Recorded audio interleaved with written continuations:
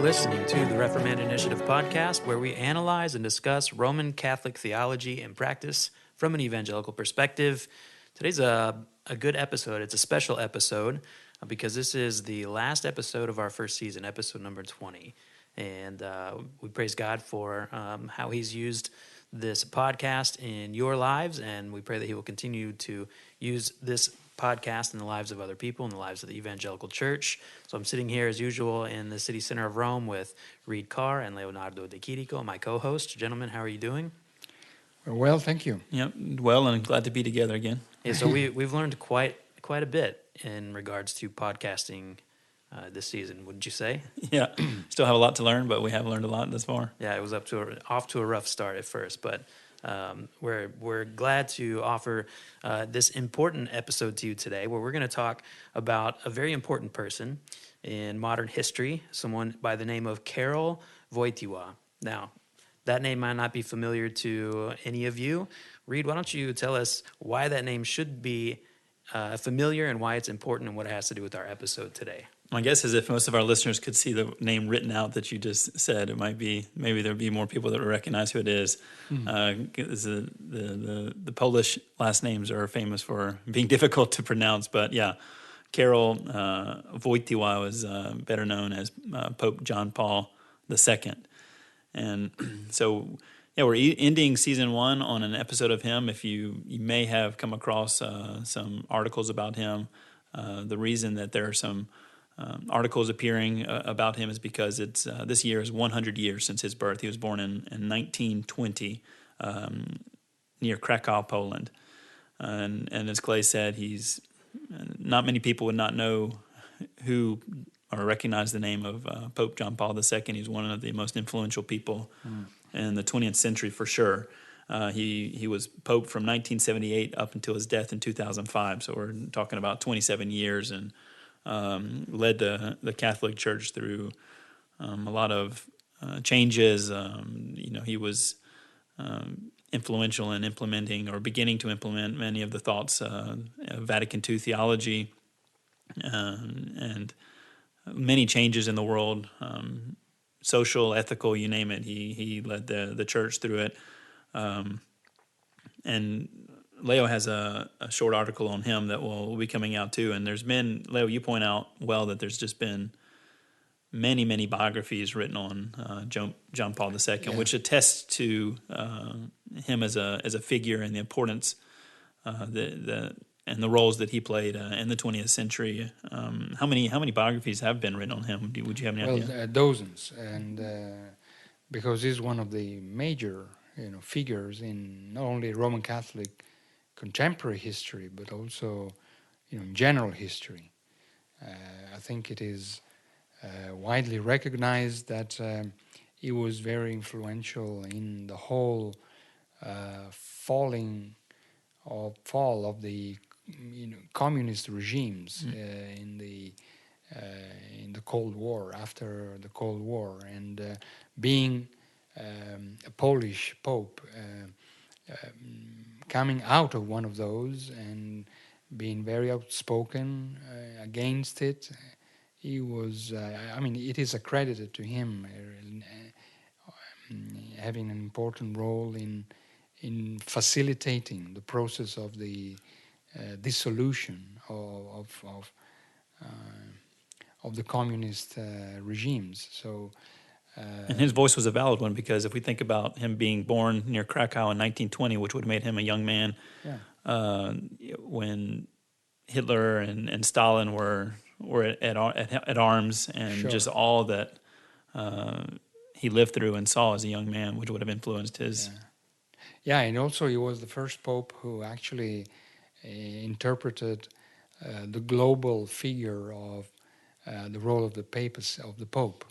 I mean, Pope Paul VI was also did some traveling. He visited Constantinople. He visited Jerusalem, but still within the Mediterranean.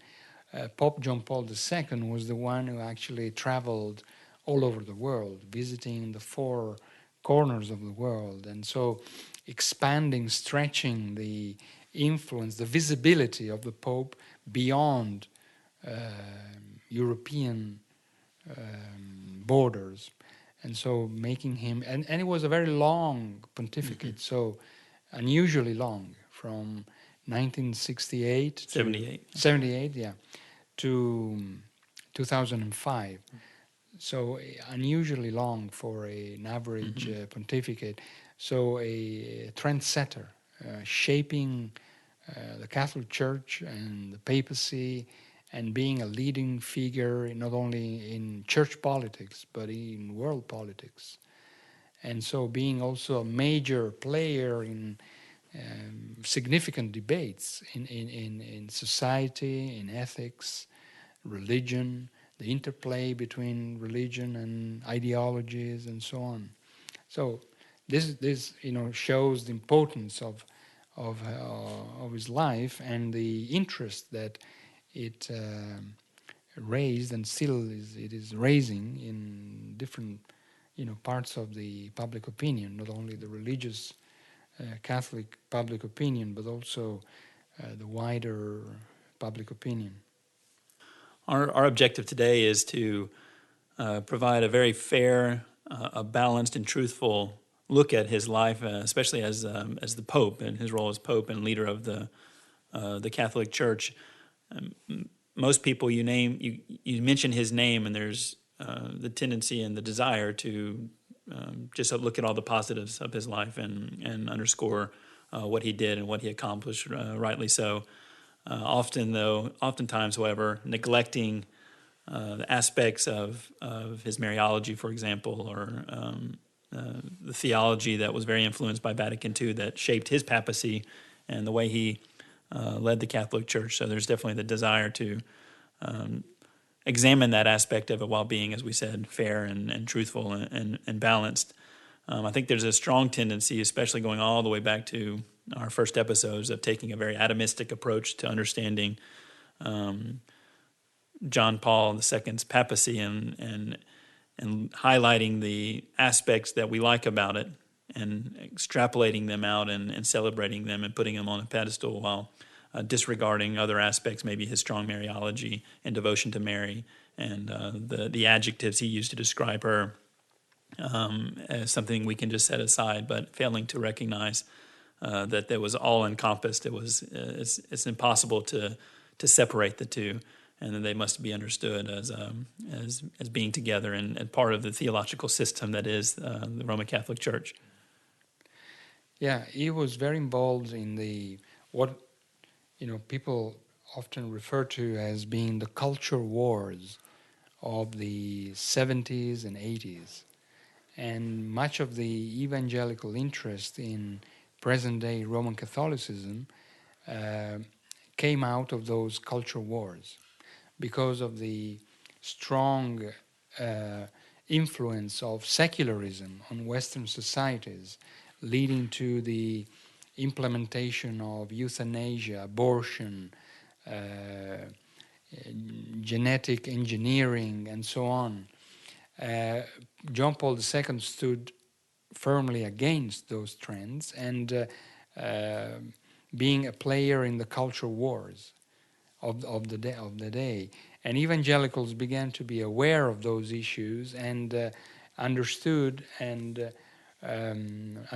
John Paul as an ally, as a friend, as a champion of those culture wars, and maybe not seeing what he was also standing for on other aspects of theology, ethics, and society. And so the positive picture that John Paul II has in the evangelical public opinion stems out of this culture war context. It was the context that was the milieu, the milieu of evangelicals and Catholics together. The initiative started by Chuck Colson and Neuhaus back in the 90s, calling evangelicals and Catholics to stand together to fight these cultural wars. So he's very popular because he was approached as a champion of the culture of life, against abortion, against euthanasia, against the relativistic trends in secular Western societies. And but in order to be fair to him, since he lived a long life and very productive, very fruitful in many respects, we have to be aware of as much as we can of the full picture, not only concentrating on one single, although important as it is, but it is only one aspect of his legacy. What are some of the aspects, like you highlighted the culture wars that he fought alongside oftentimes evangelicals. What would be some of the aspects that were not seen as much that we need to be aware of as evangelicals? Yeah, first of all, think about the motto that he chose for himself. You know that popes, once elected, they have to choose, well, actually, bishops, once nominated, they have to choose a motto, a single phrase capturing what they want to, what they think of themselves. How to define the papacy. Yeah, how to define the role or the office. And Pope John Paul II chose the title or the motto Totus Tuus, which is a Latin phrase, totally yours, meaning totally yours, totally dedicated to you. You might think that this is expressed to or directed to God or Christ or the Trinity, but you're wrong if you think this way, because John Paul II addressed this motto, indicated that he wanted to live for Mary, totally yours, totus tuus, totally yours, totally dedicated to Mary, living his own life for Mary, on the basis of Mary, towards Mary, in the care of Mary, in the company of Mary, having Mary always alongside, always together with him. And so that shows light, or sheds light, on the often referred to as the Christ-centeredness of John Paul II. He was Christ-centered because he spoke about Christ, of course, but always in the context of this Mariological devotion or Marian devotion, which was so deep to be written in his own personal motto. And it was not only a motto, he actually displayed his Mariology, his Marian devotions, his Marianism in a thoroughgoing way, on a daily basis. Every single homily, every single document, every single speech contained references to Mary. So that Christ-centeredness needs to be read in the light of this Marian-centeredness. And for John Paul II, the two were not in conflict, were totally in agreement. But the point is this a biblical agreement? Can you be Christ-centered in you being Mary-centered at the same time? Is it not the centrality recognized to Christ something that needs to be considered as being really central and not co-central together with other commitments? You mentioned his the Marian influence on his title, and then is being evident in all of his encyclicals. Like, what are some other ways that we would see the Marian influence practically played out in his life? Well, for example, he was the Pope who ended the millennium and introduced the Catholic Church to the new millennium.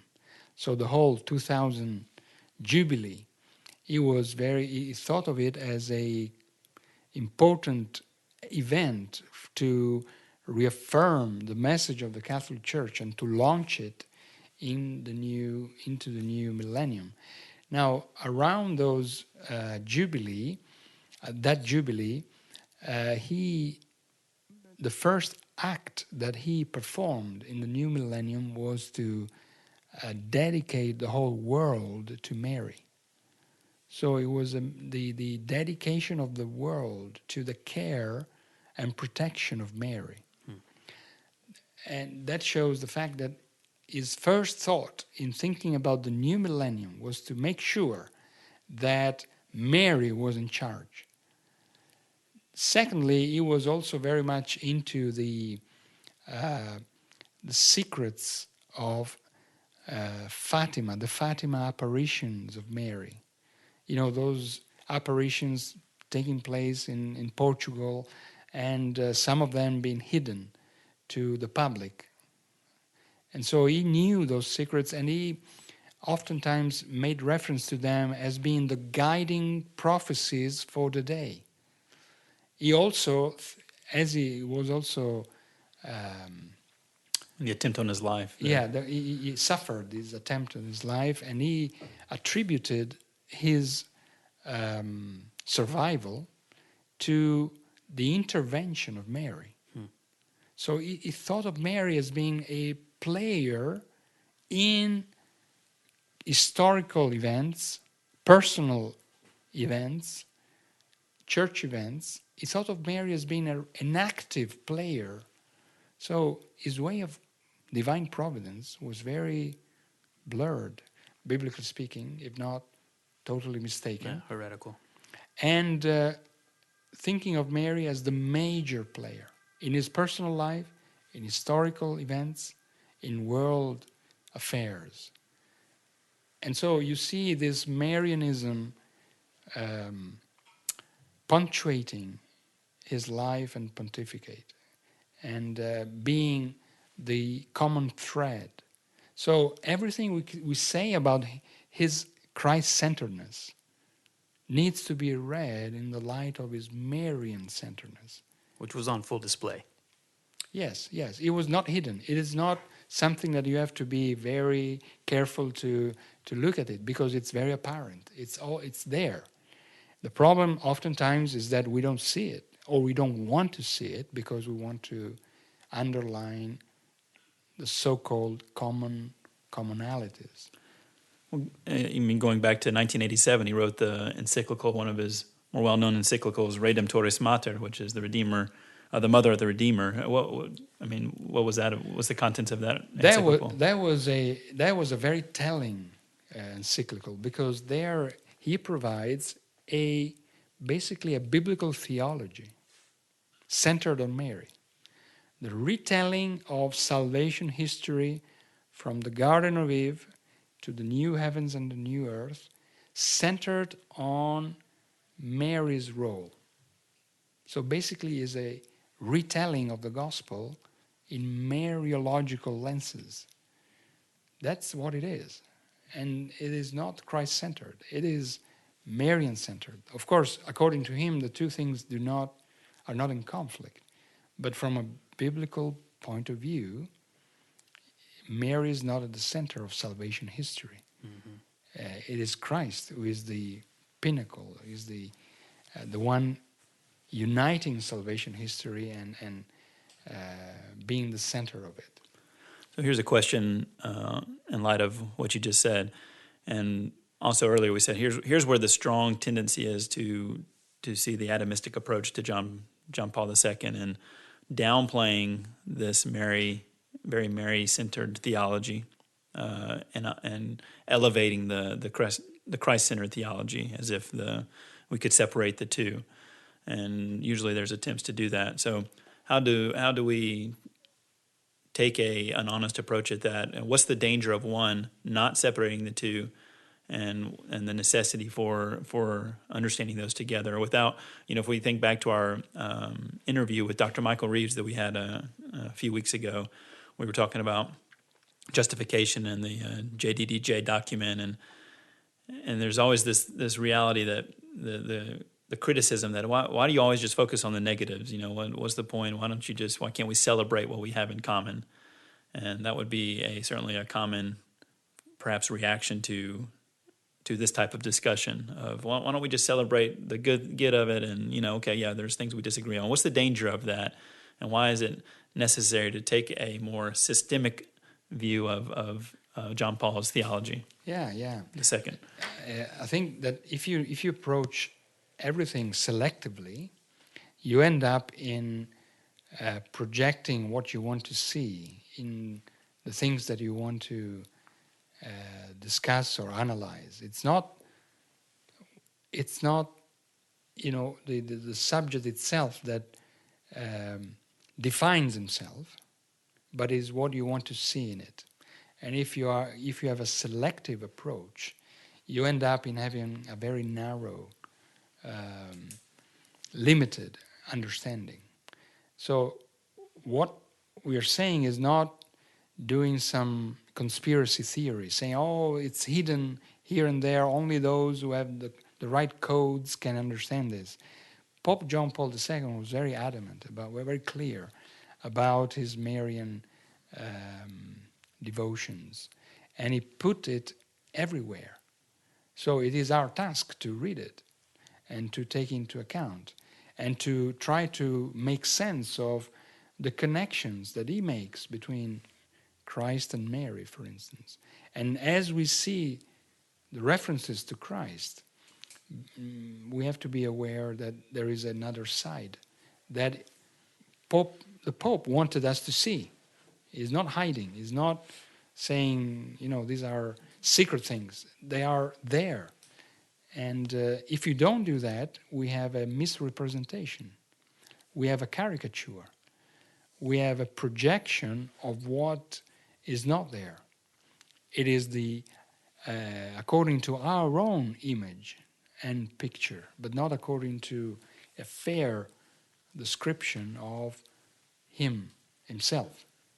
I think that misrepresentation is key to again responding to that question. Well, what's the point in pointing out his devotion to Mary? Why don't we just highlight the positives? Is that it's subtle, but if you just highlight the Christ-centered aspects of it with neglecting this, then you give a false image, really, of what his papacy was about, what Roman Catholic theology is all about. When we say at the Reformation Initiative that Roman Catholicism is a severely flawed theological system, well, we have to talk about the whole package. We have to look at it as a theological system. If we take John Paul II's theology, for example, and separate it as if the two were unrelated, then we have a misrepresentation of not only what he believed, but what the Roman Catholic Church teaches, and it can be misleading to someone who may be exploring the faith. What's Catholicism about? What's evangelicals? What should I believe? And so, if there's only this aspect of the Christocentric, elevated, then it provides a false image, and then someone goes down the road and realizes the Marian devotion aspect of it, then it's okay. I guess that's okay, and so there's the necessity of. Yeah, if we want to approach John Paul II, one way of doing it is to read the 14 encyclicals that he signed and wrote, not just one. Many evangelicals, they say, the Evangelium Vitae, the encyclical on ethics, on bioethics, life issues, abortion, the end of life, and so on. That's very important. Yes, that's one. But there are other 13 encyclicals. One of them is on Mary.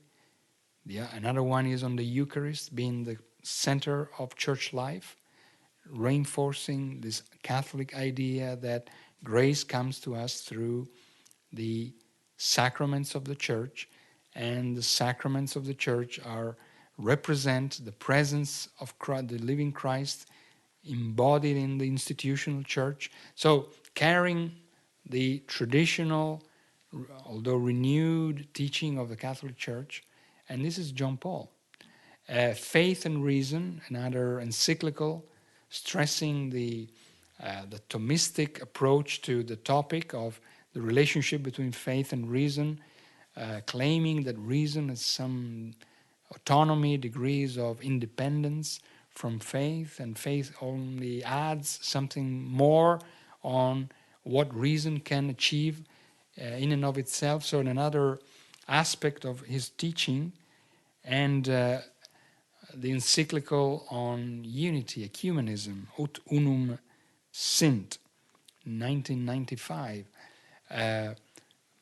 calling all Christian churches and movements to come together under a revised, renewed structure of the papacy, not recanting it, not renouncing it, but showing the willingness to change some of the peripheral aspects of the papacy in order for other Christians to come under it. So that was also John Paul II, reaffirming traditional Catholic teachings with regards to the Eucharist, the papacy, Mariology, the sacraments, and as well as affirming, the good points on life issues. So we have to be fair in understanding the whole that he wrote, that he stood for, and trying to see the connections in his own terms, and then, make an assessment. So wrapping up this discussion and kind of summarizing everything that we've said here, as we as evangelicals look at the life and reflect on the life of John Paul II, what is his legacy and how do we understand it through evangelical lenses? Well, certainly, as we said earlier on, it's a major figure that we have to come to terms with. Otherwise, we cannot understand post-Vatican II Catholicism. But we have to do it properly, not selectively, not randomly, not atomistically. We have to do it systemically, historically, in an informative way. And so one way would be to read not only bits and pieces of the good phrases, but to read more extensively what he wrote in terms of encyclicals, in terms of the catechism of the Catholic Church. Under his papacy, the Church launched this idea of gathering together the full teaching of the Catholic Church, which is still valid today. So he was a great enforcer of the Catholic faith, the whole of it, not parts of it. And if we want to come to terms with his legacy, we have to be fair and honest to him and to do our homework, not only being impressed by the cultural wars context, but also being aware of his theology, his legacy, his devotions, his passions, his commitments, which cannot be simply labeled as biblical and Christ-centered. He is a very complex figure. That's what I want to say. It is not an easy person to put in a box, saying, oh, he was a Christ-centered man, leader. That's very simplistic, oversimplistic, and not fair to his own work. We need to develop a more accurate and informed understanding of his legacy. And this is something that is something of a homework that we need to do as evangelicals. So far, we have focused on bits and pieces of John Paul II. Those who were more familiar with our own concerns and anxieties. But there are other aspects that are missing around the table of our discussion that need instead to be taken into consideration. Yeah, and I think that what we said here about Pope John Paul II it's helpful because it's so applicable to pretty much every other aspect of Roman Catholicism, whether it's a theological doctrine we're discussing or a figure such as John Paul II, that it's needs to be understood in its wider picture, and the full picture needs to be understood and known. But I think that's a fitting way and great way to wrap up the first season of the podcast. It's exciting to have 20 episodes under our belt and what we've learned in this first season, and we'll take the summer off And that doesn't mean we won't be attending emails or reading those. So we really, really appreciate those of you who have, written us or given us feedback, or again, if you have questions and if you have a subject that you'd like for us to discuss that would help you better understand Roman Catholicism, then we're very happy to receive those emails. But at least from me, thank you for your support and listening for this first season, and we're excited to put together a plan for season 2 this summer. Yeah, and if you'd be interested in supporting the work of the Reformanda Initiative, we should have an announcement at some point during the summer on how you can do that. We have been established as a non-prof organization, and so soon we'll be able to receive donations that would be tax deductible for example, our listeners in America that would like to partner with the work that we're doing here. If you want to partner with us right now, send us an email. We'll go ahead and tell you ways that you can support the work that God has provided for us to do here. One last thing before we go, Leo has 2 great resources that have been published by Christian Focus. In 2017, Leo, your book, A Christian's Pocket Guide to Mary, Mother of God, ? Was published. So as you've listened to this podcast and you thought to yourself, hey, I need to understand more how Mariology developed and what that means within Roman Catholicism, that's a great resource. You can find it on Amazon and other online bookstores. Leo, in that book, do you talk about the Mariology of the popes, or is that in your other book, A Christian's Pocket Guide? No, I talk in this book, in this Mary book, I talk about the Mariology of John Paul II, of Pope Benedict, and Pope Francis. Okay, so yeah, if you want a resource to help you on your journey to try to understand how Mariology shaped and influenced Pope John Paul II, that's a great resource for you to use. Put a link to that book in our episode notes. And then Leo has the book coming out, Same Words, Different Meanings. It was supposed to be published in June, but unfortunately the coronavirus pandemic has pushed back the publication date of that book. We're not sure yet, unless you have an update, Leo, when it will come out. So we'll keep you updated on that, but excited for that resource to come out eventually too. Yeah. So tell your friends about the podcast. We're praying for you as you wrestle with Roman Catholic theology and practice from an evangelical perspective, and we're praying that it would be a useful tool for you as you engage your Roman Catholic friends and family members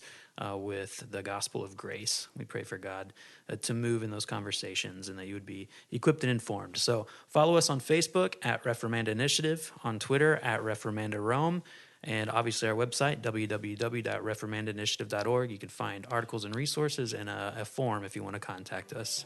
So have a great summer, and we'll wrap up season 1 saying, as usual, from Rome, God bless.